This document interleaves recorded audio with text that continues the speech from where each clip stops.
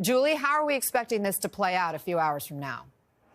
Well, in about 4 hours, we should have a better answer to that question, Anna. It's because they're set to take the next vote on the procedural step. That would be that 60-vote threshold. It's where we could potentially see 6 more Democrats join Schumer and Fetterman and all Republicans except for Senator Rand Paul in advancing this bill to the next step. The open question that you raised, are there the other 6 Democrats to join him? In talking to my sources, Anna, it's very clear that Schumer would not have taken that step yesterday by going to the floor about facing from his position 24 hours before and saying he would vote to support this House Republican interim funding bill, that he wouldn't do so if he didn't have the votes on lock. We know there was a debate happening behind closed doors among Senate Democrats for the course of 3 days. Yesterday, Schumer announced to them behind closed doors that he would, in fact, take this step and vote for it. We heard loudly from outside of the room some Senate Democrats arguing about the effects, the consequences of a government shutdown. Schumer saying that he took the hard step. Certainly some in his conference want to take it as well, but others deeply sticking to their no vote on this, and we'll see how it plays out. And we just saw President Trump praise Senator Schumer's decision on Truth Social, saying it took guts. Julie, what do we know about how he came to this decision? And was Schumer surprised by the scale of backlash from Democrats? Well, if I was Leader Schumer, seeing that Truth Social post, I would be burying my head in my hands, because that is certainly not what he needs right now, especially when his base, especially when you have members like Alexandria Ocasio-Cortez, the congresswoman from New York in the House, who has mulled a primary challenge against Senator Schumer before, but now he should definitely take that seriously, saying things like this. I want you to take a listen to this.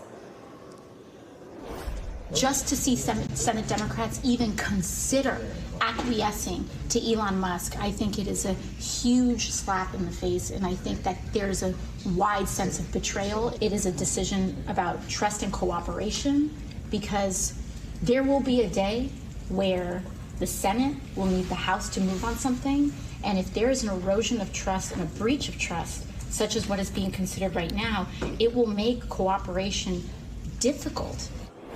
The base on social media and calling up the phones of these Senate Democrats want them to shut it down, because this is the first opportunity for Democrats to really fight back since President Trump won the election in November. And of course, legislatively, this is really the moment that they can act on. In the future, it's all going to be partisan bills, most likely through a process called reconciliation. And Democrats know that. The issue here, though, is the legislators know how bad a shutdown is. No matter what side of the aisle you're on, Schumer was out in front saying how terrible shutdowns would be in the last couple of years when Republicans were starting them. He said even yesterday that if they shut the government down, well, they'll have to figure out how to open it. That's one problem. And two, of course, is that the administration could go out and decide who is essential, who's not essential. And of course, Trump would love nothing more than to shut the government down, blame Democrats for it, and be able to dismantle it from the inside. So a real headache for Schumer. The question now that I'm asking is, did he miscalculate this moment? Did he not plan for it far enough? And was he too late in the final moments saying that he will not vote for this bill and then ultimately saying he'll support it, Anna?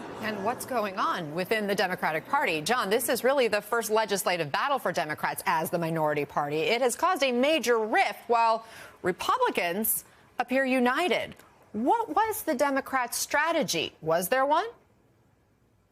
You know, Schumer, listen, he was in a bad situation. As soon as the House voted, the House Republicans passed this bill earlier in the week on a party line vote. They only got one Democratic vote in the House. Schumer was in a bad position here. He would have to lead Democrats to shut down the government. They would have to actively vote against this funding bill and then shut down the government. You know, I've been covering shutdown since 1995. I go back to Newt Gingrich. Shutdowns never work. It's never a good strategy, and Schumer knows that. And the problem was that Schumer didn't communicate that up front. He tried to have it both ways. He wanted to, you know, as Julie noted, on Wednesday he was talking about, you know, Republicans don't have the votes to move forward this bill, and then the next day he comes out and says he'll vote for it. So he's trying to have it both ways, and I think that was his mistake, and I think that's what he's being criticized for, is trying to present it both ways. You know, if you'd had Harry Reid or some of the other Democratic leaders in the past, they might have come out earlier and said, look, I don't like this, but I'm voting for this bill. And then members would have been able to rail against it. But he tried to have it, you know, I hate this bill. I think it's a bad piece of legislation. I think it gives too much authority to Trump and Elon Musk. but then I'm voting for it. And I think that's where he's really disappointed some of his own members. You even see Senator Patty Murray, who's a top Schumer ally and the ranking Democrat on that Senate Appropriations Committee. She's come out publicly and said she thinks this is a bad decision by Schumer, which you never see Murray doing something like that. So I think there's a big backlash for Schumer, as much on his tactics, how he handled it, as the substance of what he's doing here. Yeah, the backlash also coming from other state members and lawmakers serving.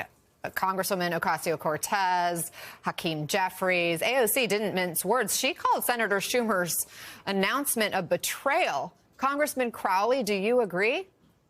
I think heavy the mantle of leadership. I think that Chuck finds himself in a very difficult position, being the leader of the Democratic caucus in the Senate. This is a terrible bill. It's a Republican spending bill. This is not a continuing resolution. This is not a keeping things clean bill, and ceding power to the president entirely on tariffs, I think, is terrible. Look, there are very few opportunities to actually to curtail the president and Elon Musk for what they're doing, and I think this is an opportunity. And I think Democrats are looking for someone to stop the president, stop Musk, and to stand up to them. And I think Chuck is recognizing that there are members in the Senate that is a bridge too far. But in terms of the House, I think the House politics is very, very different. The chances of taking the House back in 2026 are much stronger than taking the Senate back in 2026. I think Schumer recognizes that as well. So what the House accomplished was getting marginal Republicans to vote for this bill, and even the Freedom Caucus to vote for this bill, knowing that there are cuts in Medicare, Social Security, and much more damage coming down the road. So this is really more, I think, a long play and not a short play. And I think Schumer recognizes that. Well, and just to be clear, this bill, I don't believe, has any cuts for Medicare and Social Security, although we know Elon Musk, who's been the head of Doge, who's had, so much power within the Trump administration, has been the one sort of threatening that those cuts could come. But we know what the plan's going to be. We know what they're going to do. This gives them more authority to do that. I mean, look, the people who are no votes on this bill in the Senate would argue that if you allow this to pass, as you've pointed out, it could legitimize the things President Trump and Elon Musk have been doing and give them even more leeway to slash the government. But on the other hand, Senator Schumer is saying a shutdown would only fast track their dismantling of the government while causing extra pain for American families. Here's more. They could keep us in a shutdown for months and months and months. So that is a really important point. There is no off-ramp. Anyone who thinks there might be an off-ramp knows it depends on the Republicans, and I don't trust them at all. I think they want a shutdown, and I think they want to use the shutdown to decimate the federal government. Congressman Curbelo, it sounds like damned if you do, damned if you don't. What's your takeaway from how this has played out? Anna, Leader Schumer is making the decision that Mitch McConnell, John Boehner, Paul Ryan, Kevin McCarthy, many Republican leaders have had to make over the last decade. They have to oppose a lot of the members in their own party to do the responsible thing, to govern.